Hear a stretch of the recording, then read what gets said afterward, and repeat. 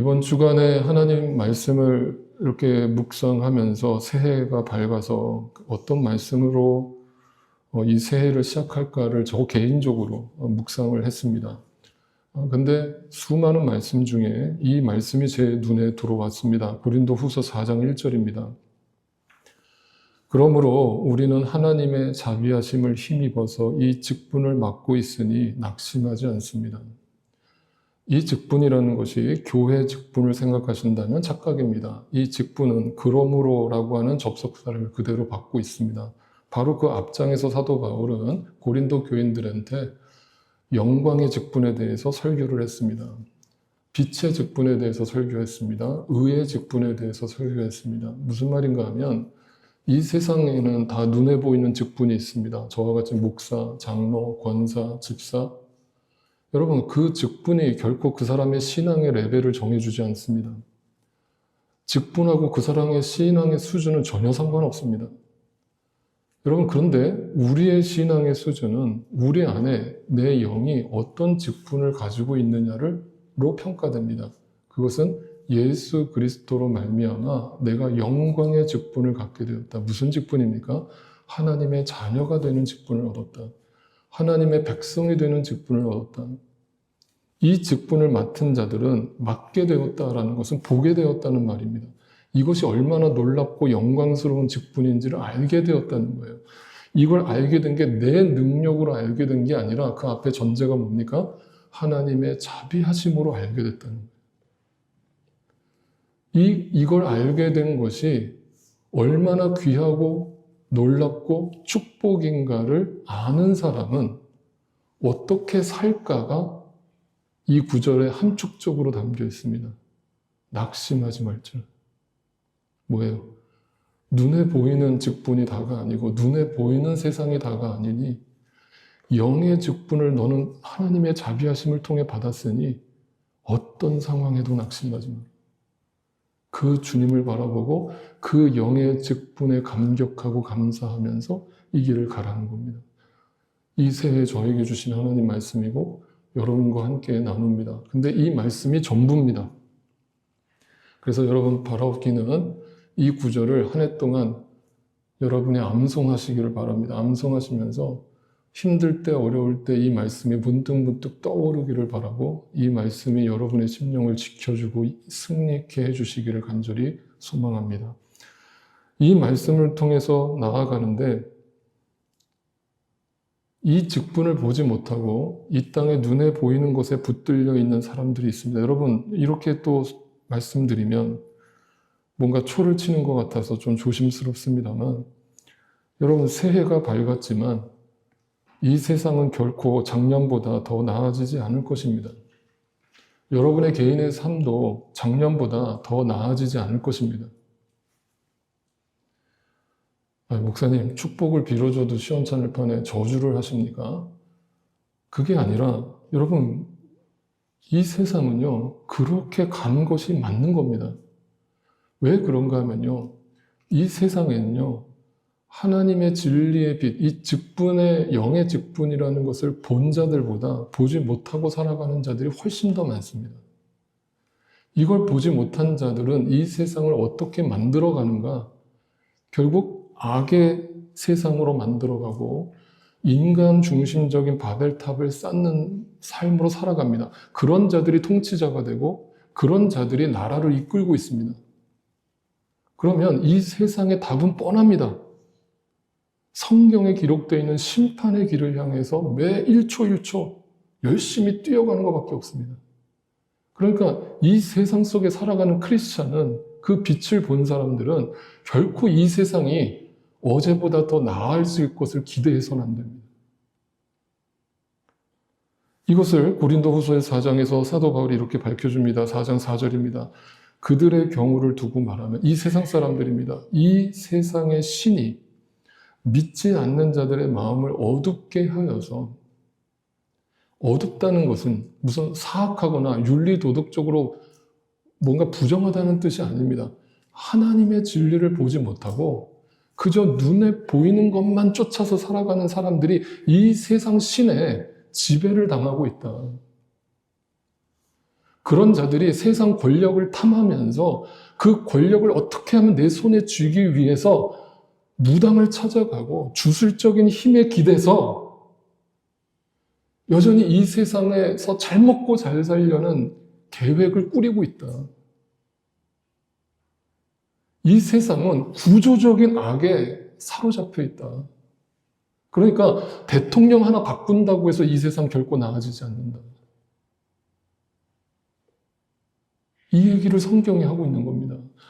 이걸 우리는 알아야 합니다. 결국 이 세상의 절대 다수는 이 세상의 신에 사로잡혀서 무엇이 옳은지 그른지도 판별하지 못한 채 자신들의 눈에 보이는 것을 쫓아서 살아가고 있기 때문이고 그들이 이 세상을 지배하고 있기 때문입니다. 그들은 예수 그리스도 하나님의 형상이신 그리스도의 영광을 선포하는 복음의 빛을 보지 못했기 때문입니다.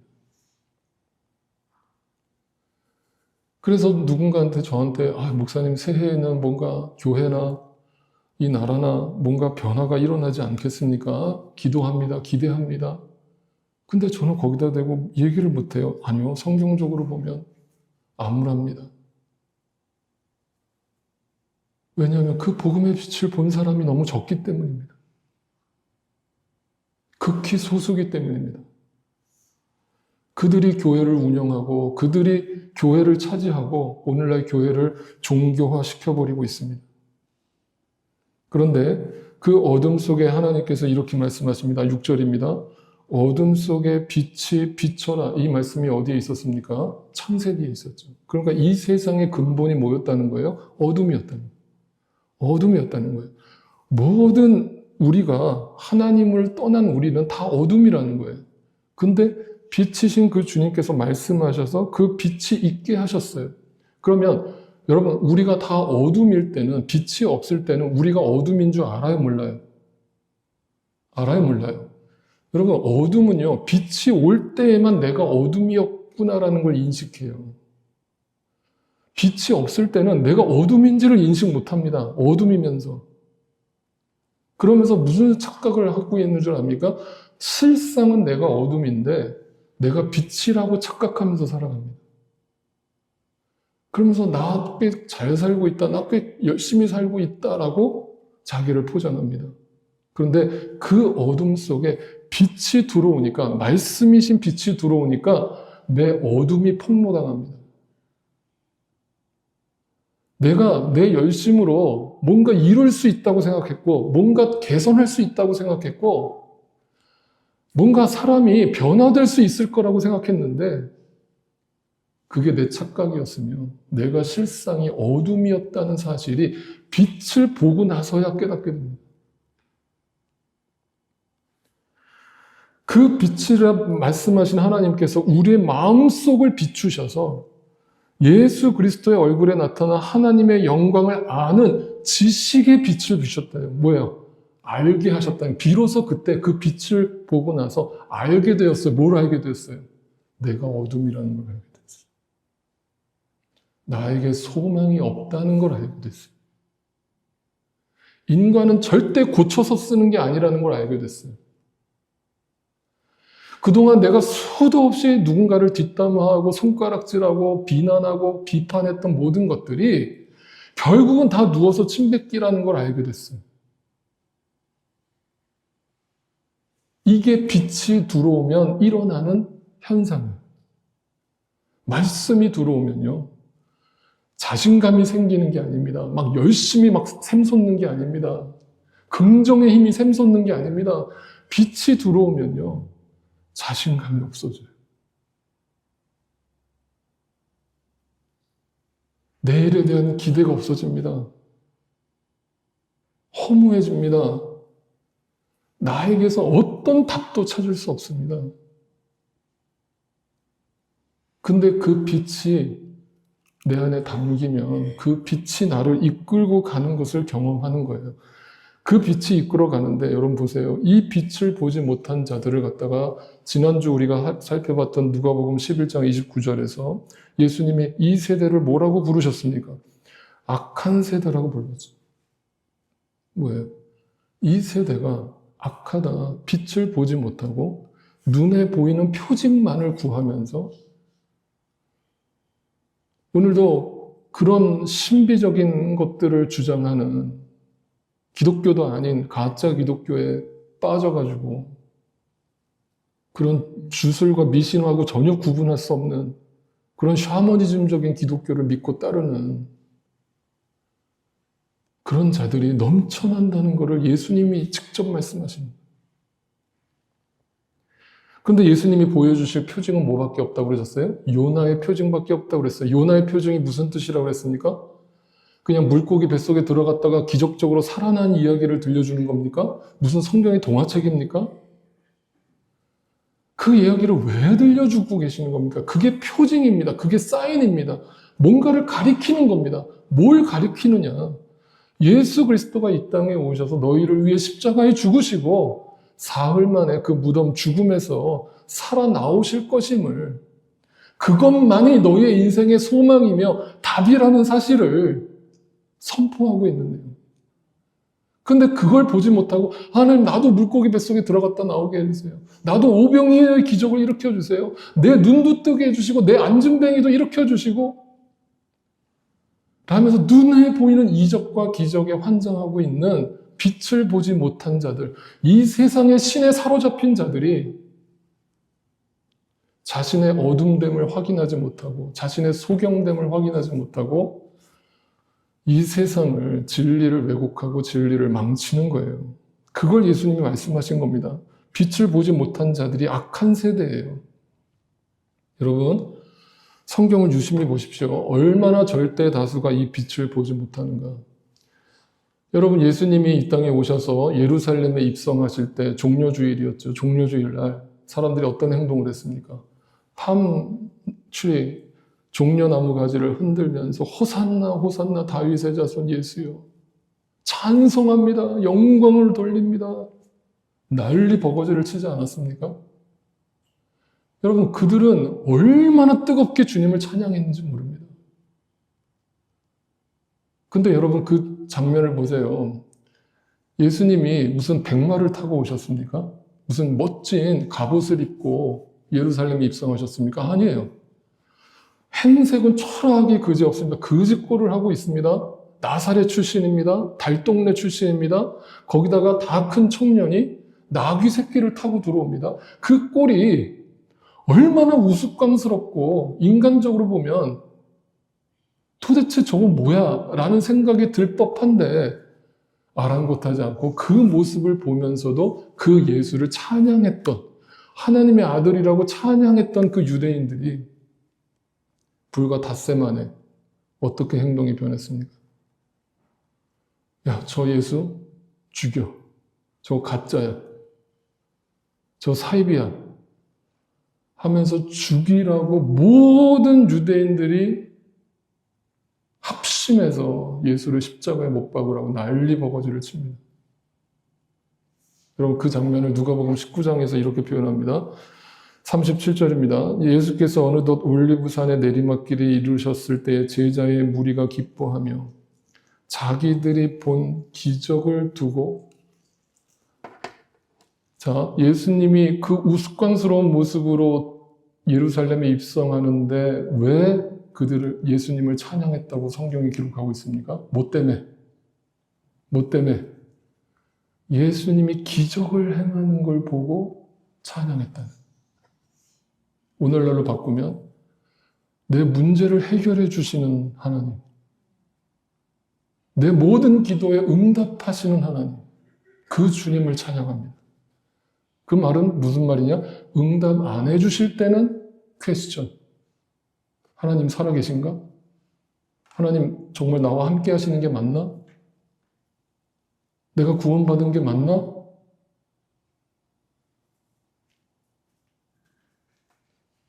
이게 빛을 보지 못한 자들의 특징, 그들이 절대 다수라는 것을 성경이 말합니다.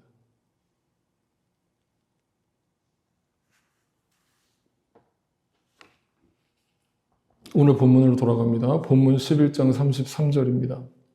아무도 등불을 켜서 움속에나 말 아래에 놓지 않고, 여러분, 등불의 목적이 뭡니까? 등불의 목적은 어둠을 밝히는 것이죠. 그런데 그 등불을 가져다가 사람들이 잘 안 보이는 저 속에 숨겨놓는 사람이 있습니까? 지금 방이 깜깜한데 등불을 갖고 있는 사람이 저 구석에다가 어둠캄캄한 데다가 숨겨요? 이거는 상식적이지 않잖아요.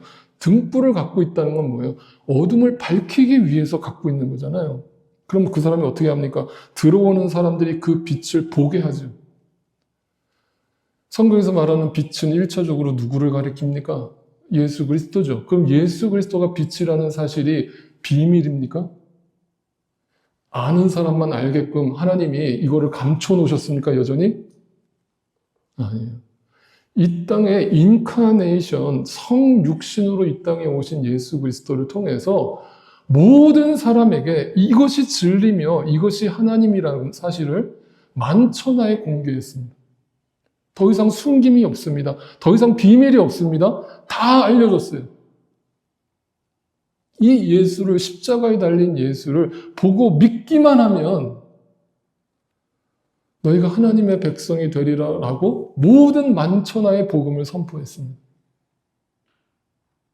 근데 어떤 결과가 주어졌습니까? 그 빛을 다 보여줬더니 사람들이 그 빛을 다 진리로 받아들이고 믿었습니까? 아니에요. 그러면서 예수님이 이렇게 34절에 얘기합니다.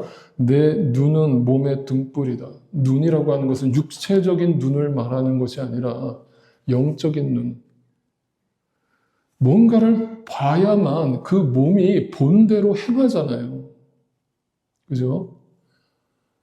내가 뭔가를 보지 못하고 있다면 내 몸도 움직이지 않는 것이고 그로 인해서 내 몸도 망하는 것이죠. 또는 뭔가 잘못 보고 있다면 그것도 망하는 것이죠.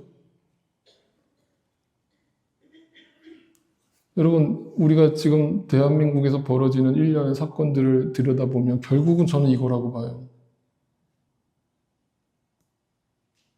어떤 사람들은 전혀 다른 시선으로 나라를 바라보고 전혀 엉뚱한 방향으로 나라를 시선을 가지고 있는 사람들을 봅니다. 법도 없고 상식도 없고 자기 아집과 고집으로 나라를 바라보고 그 나라를 이끌려는 사람들을 봐요. 그러면 결국 그 잘못된 시선으로 인해서 나라 전체가 혼란에 빠지고 나라 전체가 망하는 거고 결국 자기 자신도 망하는 거예요. 본다는 것이 얼마나 중요합니까? 바르게 본다는 것이 얼마나 중요합니까? 그 성경에서 얘기하는 이 본다라는 것은 진리의 빛을 바르게 본 사람은 그 몸이 본 것으로 인해서 산다는 거죠. 네 눈이 성하면 네 온몸도 밝을 것이고 네 눈이 성하지 못하면 이 빛을 제대로 보지 못한다면 결국 너도 망한다. 너도 죽는다. 본다는 것이 얼마나 중요한 것인가를 말합니다. 그러면서 이렇게 얘기합니다. 35절을 보세요. 그러므로 내 속에 있는 빛이 어둡지 않은지 살펴보라. 이 말을 잘 생각하면서 들어보세요. 여러분, 내 안에 빛이 있는데 어떻게 어두워요? 네? 네 안에 빛이 있다고 이렇게 번역을 해놨잖아요. 빛이 있는데 어떻게 어둡냐고요. 이게 말이 맞냐고요. 안 맞잖아요. 근데 영어로 다시 읽어보세요. 이렇게 되어 있습니다. Make sure that light you think you have is not actually darkness. 뭐예요? 내 안에 빛이 있다고 생각하는 거예요. 너의 삶에 뭔가를 봤다라고 하는데 전혀 열매가 안 나타나고 뭔가 삶의 변화가 안 일어나고 진짜 하나님이 원하시는 행함이 나타나지 않는다면 빛이 있다고 착각하는 거 아니냐? 근데 실상은 어둠 아니냐? 그걸 생각해봐라. 왜? 이것을 본 자들이 극히 소수라는 것을 성경은 계속 강조하고 있기 때문에. 그러니까 이 말은 빛이 있었는데 그것이 빛이 줄어들었거나 빛이 잠시 가려졌거나 이것이 아닙니다. 애시당초 그 안에 진짜 복음의 빛, 진리의 빛, 생명의 빛이 없었음을, 그로 인해서 내가 항상 이 자리에 있었음을 보라는 거예요. 그러면 그 빛을 본 사람들은 어떤 변화가 일어납니까? 사도 바울이 고린도 후서에서 또 이렇게 얘기했죠. 그 빛 또는 보물이라고 표현하기도 했습니다. 빛, 보물을 가진 너희는, 그걸 본 사람들은 더 이상 눈에 보이는 표징을 구하는 게 아니고, 눈에 보이는 복을 구하는 게 아니고, 그 예수 그리스도의 복이 얼마나 귀하고 값진 것인가를 알고 따라가는 삶을 살아가기 시작한다는 거예요. 그로 인해서 내 육신의 삶에도 어떤 변화가 일어나느냐. 이 구절이 바로 그 설명 가운데서 나온 결론이었어요. 4장 8절 구절을 보세요. 우리는 사방으로 쥐어들어도, 여러분 예수를 믿어서 사방으로 쥐어드는 일이 있어요, 없어요? 있어요. 있어요. 근데 그 안에 빛이 있는 사람들은, 그 안에 빛을 본 사람들은 어떤 행동을 한다고요? 사방으로 죄어들어도. 여러분, 그 열왕기 하에 그 아람 군대가 쳐들어오지 않습니까? 그때 엘리사가 그 아람 군대 포위되잖아요. 포위되는데 사방으로 포위되니까 그 게하시라고 하는 종이 막 난리 보고지를 치죠. 이제 우리 죽는다. 지금 적들이 사방에 널렸다. 우리 지금 완전 포위됐다. 소망이 없다. 이제 우리 여기서 죽었다. 하고 난리 버거지를 칩니다. 그때 엘리사가 뭐라고 합니까? 이봐, 아니야. 눈을 들어 봐봐. 믿음의 눈을 떠서 봐봐. 넌 네 눈에 이게 안 보여? 라면서 보여주는 게 뭐예요? 주의 천사들이, 그 호위 군사들이 엘리사와 게하시의 주변을 가득 둘러싸고 보호하고 있는 거예요. 거기서 들려주는 이야기가 뭐예요? 엘리사는 빛을 본 사람이고, 그 진리 안에서 주님과 동행하는 사람이고, 게하시는 육신의 눈으로만 표징을 구하면서 눈에 뭔가가 안 보이면 불안해하고 낙심해하고 절망하고 움츠려들고, 이 두 사람을 비교하면서 이야기를 들려주죠. 이 이야기예요.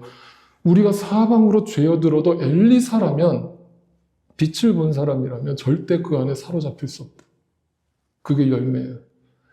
답답한 일을 당해도 낙심할 수 없어요. 답답한 일이 없어지는 게 아니에요. 박해를 당해도 박해가 없어지는 게 아닙니다. 예수 잘 믿는다고 이 땅에서 핍박이 사라지는 게 아니에요. 사도 바울을 보세요. 이 땅에 살았던 수많은 크리스찬들의 삶을 들여다보세요. 버림받지 않으며 거꾸러뜨림을 당해도 망하지 않아요. 이걸 보는 사람들이 이 땅에서 그 빛 대신 주님을 쫓아서 살아가겠죠. 그 사람들의 삶에는요, 어떠한 일을 겪어도 주님 주시는 평안을 빼앗기지 않아요. 왜? 그 주님과 항상 시선을 맞추고 있기 때문에 벌어지는 열매입니다. 그런데 여러분, 사도 바울은 이 이야기를 하다가 여기서 끝내지 않아요. 바로 5장으로 넘어가면서 이런 이야기를 합니다. 여러분, 근데 잘 들어보십시오. 그 빛을 본 사람이라고 하더라도 이게 우리의 삶입니다. 라면서 5장 1절, 2절이 이렇게 얘기해 줍니다. 땅에 있는 우리의 장막집이 무너지면, 자, 빛을 본 사람들이 한 단계 더 나아가서 단지 절망하지 않는 그 수준에 머무는 게 아니라 한 단계 더 나아가서 하나님이, 나에게 빛을 주신 그 하나님이, 말씀을 주신 하나님이 왜 자꾸 이 장막집을 무너뜨리시지? 여기까지 나아가는 거예요. 그 시선이. 그러면서 이 세상, 인생을 갖다가 사도 바울이 무슨 시선으로 바라보고 있어요? 장막집이라고 표현했어요. 장막집이 뭐예요? 텐트예요, 텐트. 그러면 텐트는 언젠가 철수해요, 안 해요? 언젠가 거둬야 되잖아요. 근데 그 빛을 보지 못한 사람들은 이 세상을 장막집으로 보는 게 아니라 기초공사 다 해놓고 큰 기둥 세워놓고 마치 이 세상에서 영원히 살 것처럼 살아가는 사람들. 고난이 오면 어떻게 해서든 그 고난을 피해가려고 그러고 핍박이 오면 어떻게 해서든 곤모술수를 써서라도 살아남기 위해서 발버둥을 치는 인간들. 그런데 믿는 자들이라는 것은 결국 인생의 장막집이라는 것을 분명히 알고 하나님께서 나에게 고난을 통해서 핍박을 통해서 환난을 통해서 자꾸 이 장막집을 무너뜨리신다는 것을 알아가기 시작하는 거예요. 왜? 이 장막집이 어둠이니까.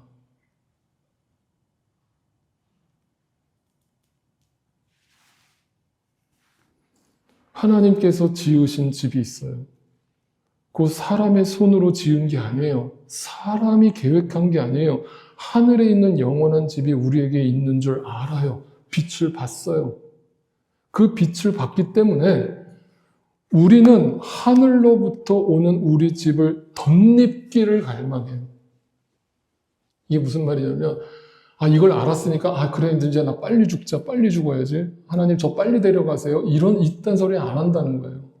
그 말이 뜻이 아니라 하나님 이 장막집을 무너뜨리신다는 것을 그 이유를 알아갑니다. 그러면서 이 부족하고 연약하고 무능한 이 장막집에 영원한 집을 덧입게 해주세요라고 갈망한다는 거예요. 그거를.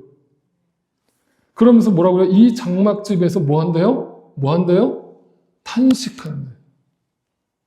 앞에 얘기했던 얘기가 전부 반대되는 얘기를 하죠. 낙심하지 않는다면서요. 염려 안 한다면서요. 그게 아니라 이 장막집이 하루하루 무너져가는 것을 보면서 너무너무 힘들고 고통스러워서 나도 모르게 탄식이 막 터져 나와요. 그 이야기가 누구의 이야기냐면 다윗의 이야기예요. 시편 150편 중에 약 70여 편의 시를 쓴 다윗은 대부분의 시가 탄식을 썼어요. 탄식시. 하나님 어디 계세요? 언제까지 참으실 거예요? 언제까지 침묵하실 거예요? 언제까지 저 이렇게 내버려 두실 거예요? 저 너무 고통스러워요. 맨날 밤마다 눈물로 침성을 적셔요. 그 탄식과 의심과 절망이 끊이지 않아요. 근데 다윗이 이 탄식을 할 때 믿음이 없어서 이 탄식을 하는 거예요? 아니에요. 예수님도 탄식하셨어요. 육신을 입고 이 땅에 오신 예수님은 십자가에 달려서 6시간 동안 고통을 당하실 때 시편 20편 말씀을 인용하시면서 뭐라고 그래요? 엘리 엘리 라마 사박다니. 나의 하나님 어찌하여 나를 버리십니까? 왜 내 장막집을 이렇게 무너뜨리십니까? 나도 좀 적당하게 이 땅에서 복 좀 주시죠. 이제 좀 안락하게 좀 살게 해주시죠. 왜 자꾸 이 텐트를 무너뜨리십니까? 근데 그 십자가에서 돌아가신 주님이 그 십자가 너머에 비로소 진정한 영광, 영원한 집이 기다리고 있음을 몸소 보여주시는 장면이에요. 결국 우리는 다 십자가에서 탄식하고 죽어야 될 존재라는 걸 보여주신 거예요. 그러니까 여러분 매일매일 탄식하세요. 그게 복이라는 걸 아셔야 돼요. 한숨 쉬셔도 돼요. 절망하셔도 돼요. 그 절망을 통해서 이 세상이 어둠이며 내 집이 장막집이며 이걸 무너뜨림으로 인해서 영원한 집을 보게 하시려는 그 하나님의 거룩한 뜻이 그 안에 담겨 있음을 아시면 되는 거예요. 결국 그런데 그 탄식을 하는데 어떻게 한다고요? 갈망이라는 단어에 주목해 보세요. 갈망. 저는 이 단어가 너무 좋아요. longing to be라고 영어로 보면 longing to me 이거 갈망한다는 건 뭐예요? 너무나 간절히 그걸 사모한대요.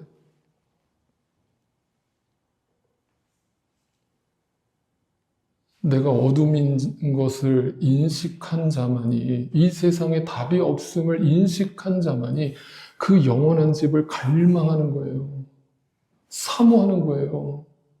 기다리는 거예요. 근데 내 안에 그 영원한 집에 대한 갈망이 없다면, 그 빛에 대한 갈망이 없다면 이 땅이 좋은 거예요. 먹고 살만한 거예요. 그러니까 여러분 보세요. 우리나라 6.25 전쟁이 일어나고 그렇게 찢어지게 가난하고 보릿고개를 넘어가고 그때 우리 한국의 조상들이 어떻게 신앙생활 했는지를 보세요.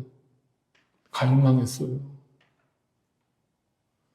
이 세상에 소망이 끊어지니까 주님밖에 답이 없다는 사실을 알고 날마다 예배당 와서 그 새벽에 차디찬 그 마룻바닥에 엎드려서 무릎 꿇고 날마다 대성통곡하면서 기도했어요. 우리 조상들이. 오늘날 어느 교회가 그 갈망을 갖고 있습니까? 그 영원한 집을 갈망합니까? 그 빛을 갈망합니까? 왜? 이 땅이 좋은 거예요, 이제. 그게 하나님의 축복입니까? 절대 아닙니다. 이 세상에 신이 장난치는 겁니다. 사탄이 장난치는 거예요. 그 진리의 빛, 복음의 빛을 보지 못하게 이 땅에서 등 떼시고 배부르고 먹고 살만하게 만들어주는 거예요. 그러니까 그걸 경험한 우리는 더 이상 오병이어의 안에 담겨있는 그 생명의 빵에는 관심 없고 오병이어만 허락해 달라고 기도하는 거예요.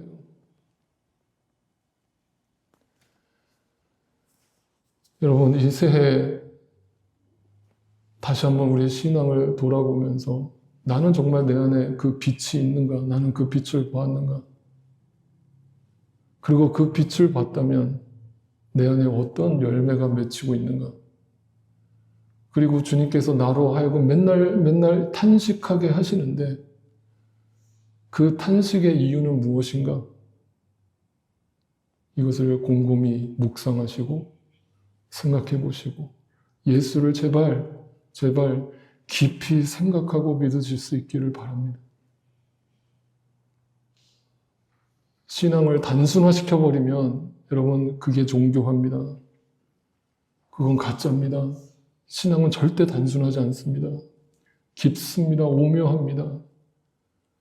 성경의 이 방대한 이야기를 귀담아 들어보세요. 그리고 알고 믿으세요. 예수를 깊이 생각하세요. 기도하겠습니다.